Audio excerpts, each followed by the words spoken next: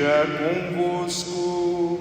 Ele está no meio de nós. Proclamação do Evangelho de Jesus Cristo segundo João. Glória a vós, Senhor. Naquele tempo, disse Jesus aos seus discípulos: pouco tempo e ainda já não me vereis, e outra vez pouco tempo e me vereis de novo. Alguns dos seus discípulos então disseram entre si: o que significa o que ele nos está dizendo? Pouco tempo e não me vereis, e outra vez pouco tempo e me vereis de novo? Eu vou para junto do Pai. Diziam, pois, o que significa esse pouco tempo? Não entendemos o que ele quer dizer. Jesus compreendeu que eles queriam interrogá-lo, então disse-lhes: estáis discutindo entre vós, porque eu disse, pouco tempo e já não me vereis, e outra vez pouco tempo e me vereis? Em verdade vos digo, vós chorareis e vos lamentareis, mas o mundo se alegrará. Vós ficareis tristes, mas a vossa tristeza se transformará em alegria. Palavra da salvação. Glória a vós, Senhor. Meus irmãos, minhas irmãs, é claro que para nós fica mais fácil compreender este pouco tempo e não me vereis, e pouco tempo me vereis novamente. Jesus estava falando da morte e ressurreição dele. Só que os discípulos não tinham como saber isso. Para eles tudo ainda era uma grande novidade. Eles estavam se sentindo perdidos. Essa fala de Jesus era uma fala enigmática e parecia que ele ia explicar, mas ele não explicou. Se vocês perceberem no texto, ele está se encaminhando, vocês estão se perguntando aí o que significa esse pouco tempo, aí ele vem e fala uma outra coisa mais enigmática ainda, né? Vós ficareis tristes, mas a vossa tristeza se transformará em alegria. Então, por que Jesus não explicou para eles? Eu acredito que tanto para eles como para nós hoje, dentro de uma interpretação mais espiritual, para o nosso crescimento interior, para a nossa conversão, ele não explicou, porque ele sabe que nós, como humanidade, temos uma grande dificuldade de entender o tempo de Deus. Nós queremos tudo sempre no nosso tempo, ainda mais agora, com muita pressa. As redes sociais nos fizeram esse favor, né? De acelerar o tempo para nós. Então a gente já quer uma resposta instantânea, a gente não sabe esperar, a gente não sabe ter paciência. Manda uma mensagem de WhatsApp para uma pessoa 8 da noite, já quer 8:01, você já quer a resposta. E se não dá a resposta, você já se ofende com a pessoa. Quer dizer, é uma coisa acelerada demais. E o Senhor, acho que já nos educa na fé, não dando essa resposta. Como quem diz: esperem, tenham paciência, saibam perseverar, as coisas não são no seu tempo, o tempo de Deus é diferente, o tempo de Deus pede de nós paciência. Uma coisa acontece na nossa vida, a gente já quer ir lá resolver, a gente já quer ir lá partir para porrada, a gente já quer ir lá tirar satisfação, a gente já quer ir lá encontrar uma solução. E às vezes não tem solução imediata. Às vezes é dar tempo ao tempo, às vezes é esfriar a cabeça, às vezes é simplesmente deixar para lá, ou como diz um diácono muito santo da minha terra, em Castanhal do Pará, já faleceu, chamado Antônio Guilherme. Ele tinha uma frase que, essa frase me marcou, até hoje eu trago essa frase comigo, que ele dizia: o que não tem solução, solucionado está. Então não tem por que eu me agoniar com as coisas que não têm solução, eu tenho que aceitar e tocar a vida em frente. Então tem coisas na nossa vida que elas não vão acontecer porque eu quero, porque eu desejo, porque eu espero, porque eu quero do meu jeito, ou porque tem que ser assim, ou porque eu já quero uma resposta imediata. E o pior, aquilo que eu estava dizendo, as situações acontecem e a gente se precipita, faz besteira, fala besteira, age de maneira errada e põe tudo a perder, estraga tudo, ou só piora a situação. Por quê? Porque a gente precisa de um tempo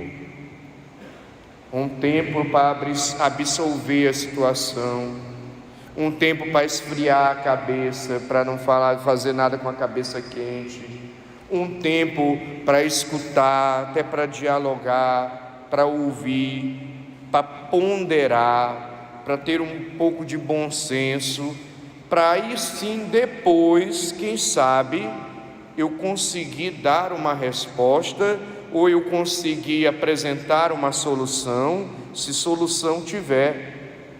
Porque se não tiver solução, solucionado está. Não tem por que eu me agoniar. Então, eu penso que de uma maneira pedagógica, porque Cristo sabia que outras gerações depois iriam meditar essa palavra, Ele não responde o que significa esse tempo, depois mais um tempo, porque Ele quer nos ensinar a ter essa maturidade diante especialmente daquilo que é o tempo de Deus, que não é o nosso tempo, e que as coisas não se resolvem do jeito que a gente quer, na hora que a gente quer. É preciso ter paciência e perseverança, não desistir e nem se desesperar. Mas essa leitura ainda nos dá uma outra linha de interpretação próxima dessa que eu estou falando, para ver como a palavra de Deus é rica, porque Ele fala: vós ficareis tristes e vossa tristeza se transformará em alegria.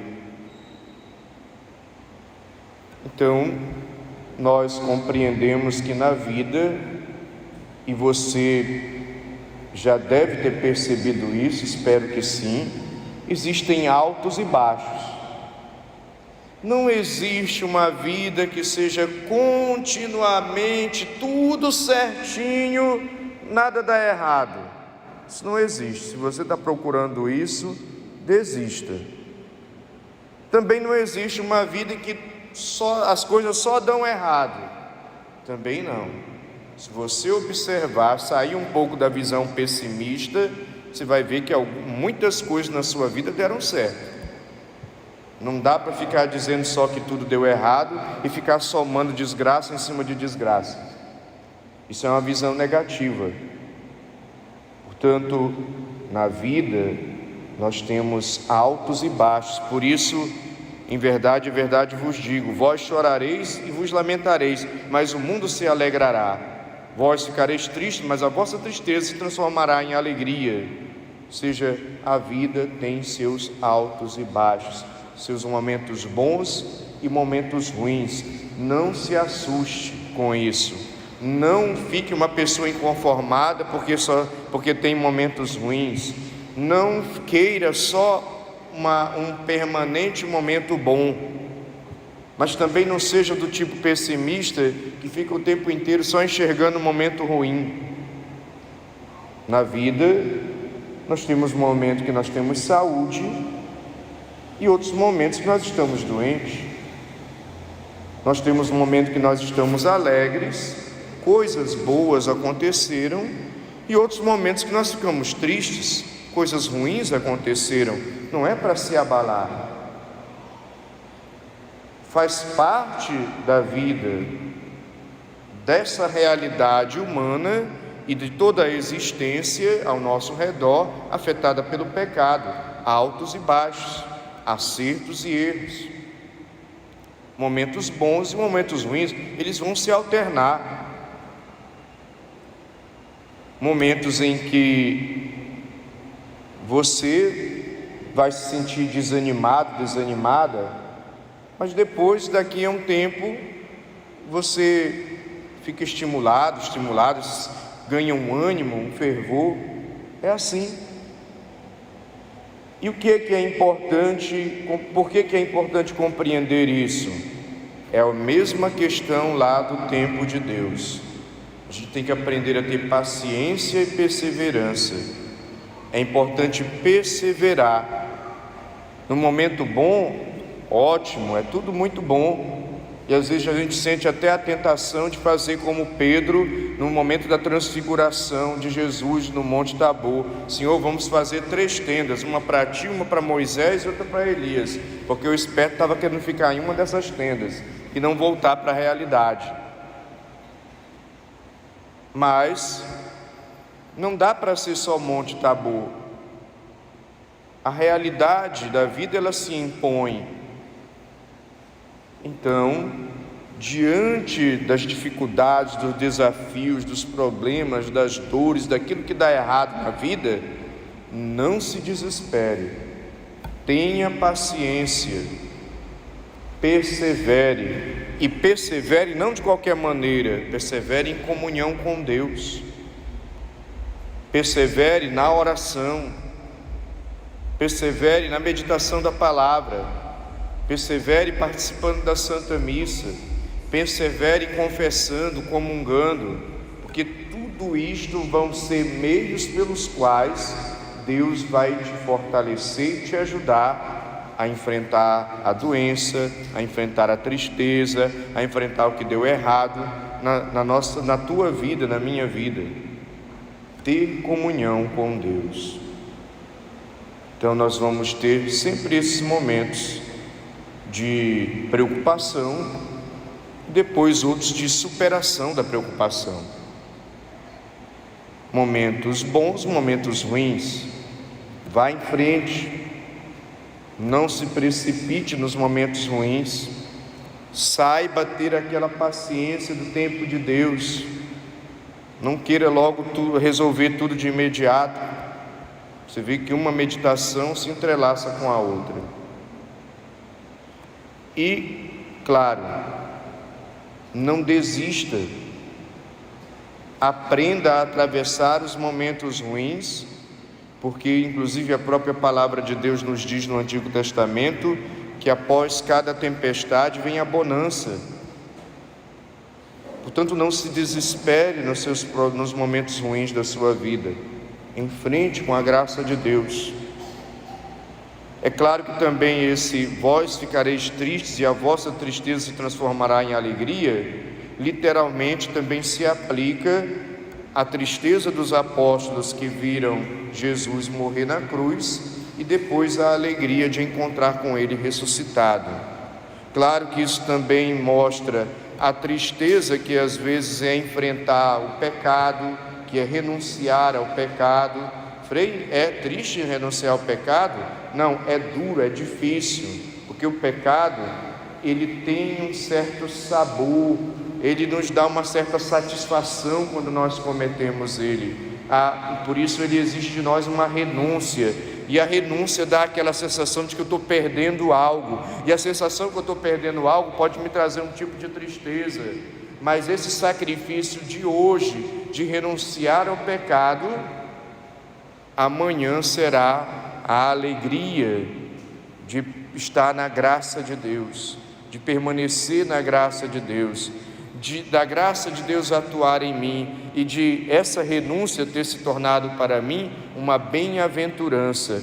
O não que eu dei para o mal se tornou um sim para Deus, que me preparou para a eternidade, que fez com que eu pudesse ir aos poucos aderindo à vida eterna com Deus. Por isso é uma tristeza que se transforma em alegria, é uma renúncia que o perder o mundo para ganhar a vida eterna também tem esse sentido. Portanto, meus irmãos e minhas irmãs, a vida tem seus altos e baixos. Nunca nos desesperemos, nunca nos precipitemos, aprendamos a ter paciência e perseverança, e nos momentos em que enfrentarmos os momentos difíceis, busquemos mais ainda o apoio, a comunhão, o auxílio de Deus. Louvado seja nosso Senhor Jesus Cristo.